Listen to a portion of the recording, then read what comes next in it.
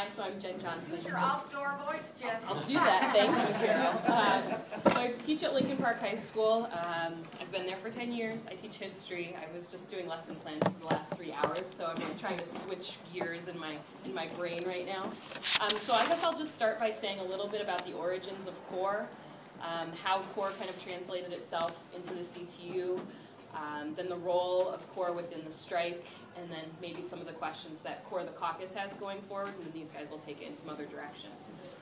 So in 2008, I was invited to this very room by this guy right here.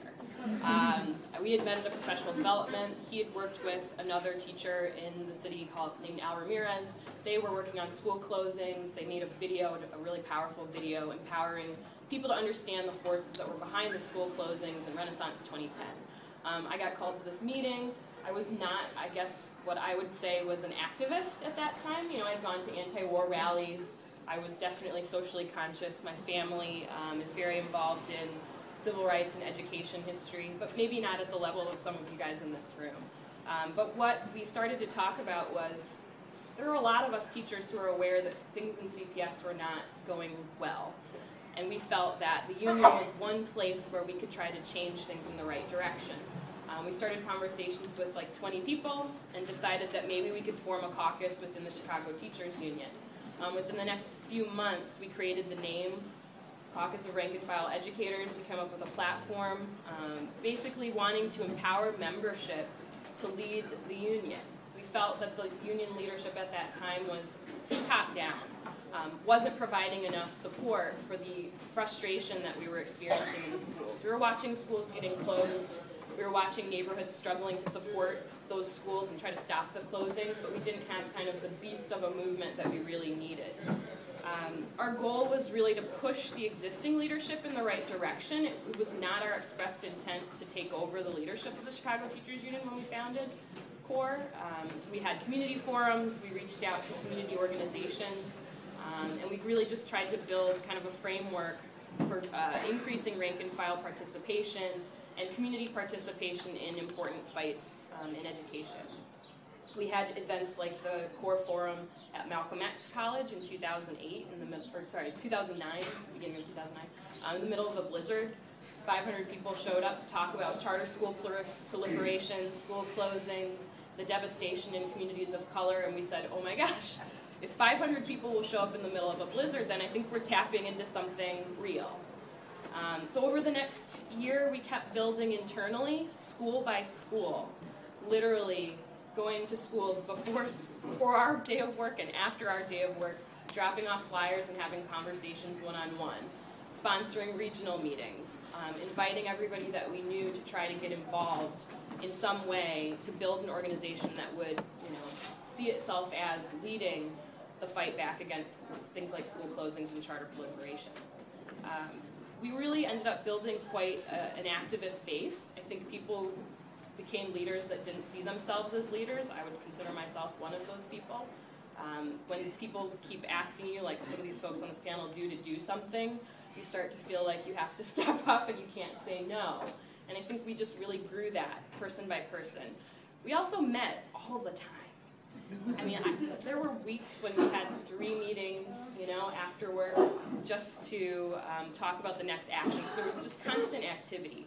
I haven't been a part of something that the people have been so dedicated and hardworking before ever in my life. It's a calendar full of CORE, is the way we built this organization. So when we won the election 2 years ago in a few months to CTU, it was incredible. I remember being at a bar where we were waiting for the results and my parents were in town. And my parents, they're educators, they're writers, they're awesome, but I was having a hard time kind of expressing to them what we were doing, what I was a part of. And so when they were there and Karen took the mic in this little bar and started kind of, getting choked up a bit about what we had just done, my parents kind of were like, wow, this is really big. And I said, oh my God, this is really big. This is huge. We're this, huge city in the United States. We're the largest union in the city of Chicago.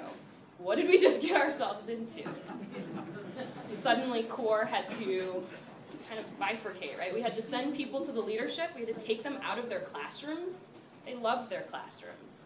And some of us had to stay in the classrooms in the trenches, and we had to try to create two branches, right, of this group that we had formed. And that was really hard. There were some serious growing pains. Personalities were stretched to their limits. Relationships had to bend. And people had to learn new roles. I think it's been difficult, but it's been very successful. I think we know that in this room.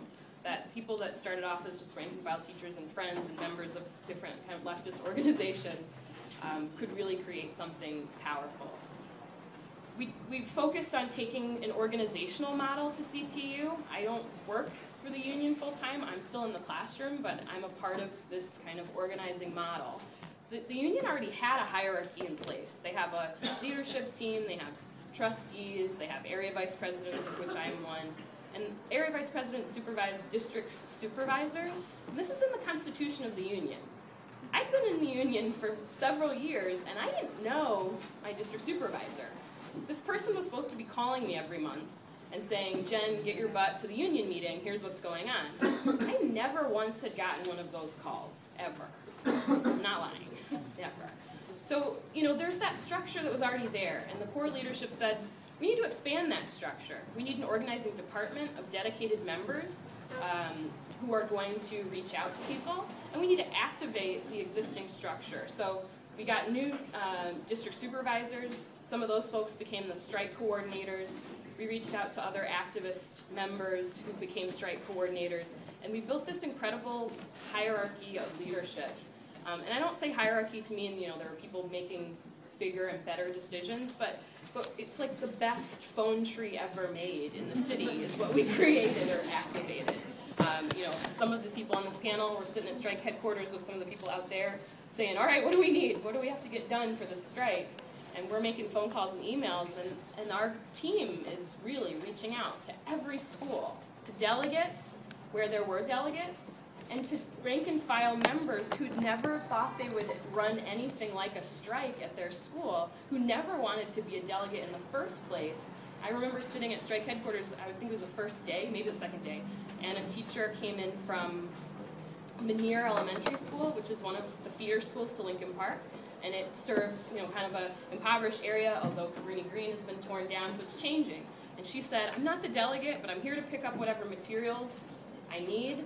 And I said, it sounds like you might end up becoming the delegate. And she said, yeah, maybe. And this was incredible, and we saw things like that happening every day during the strike. So I think one of the most important lessons was that CORE formed literally conversation by conversation, flyer by flyer, event by event. And that same kind of mentality was brought to Chicago Teachers Union. And during the strike, we kind of got that hierarchy tested. Could we really organize? Could we really get phone calls made? Could we turn out people to massive rallies every single day during the strike? And it was incredibly empowering to see it work. And I'm really proud to be standing here and lesson planning again because it worked. I'll just say that we couldn't have done it without the support of so many people I'm looking at in this room who are not members of the Chicago Teachers Union, but they are parents and community partners who understand what we were fighting for, and they're just as much part of this rank and file movement as the educators are in CPS. So as far as CORE goes in the future, we've built a brand, right? I was making fun of this earlier, but our shirts are a hot commodity. At the May 23rd rally, the new logo, I think I see people in the back who are responsible for this, passed out, 1,000 CORE buttons at the May 23rd rally, and they went like hotcakes, right? People in the membership and in the community see us as a place to find support for what they care about, and I hope that we can continue to use our brand responsibly. Jesse talked about CTU shirts being bootlegged, right? There's a bootleg back there? Is there a bootleg back there? So we've become something recognizable beyond ourselves, which is pretty incredible. And that means that we have to continue to be positive, build active union members, continue to reach out to community partners, and we've got to do a better job of providing a check on our leadership. Our leaders are core members, but our leaders are isolated in many ways. And it's difficult, I imagine, for them sometimes to keep their pulse on all of the schools. So CORE really needs to provide that kind of feedback. We also help prioritize the fights. I think CORE needs to provide that kind of support. Where do we go from here? And there's a million different directions, and I think CORE needs to help provide leadership.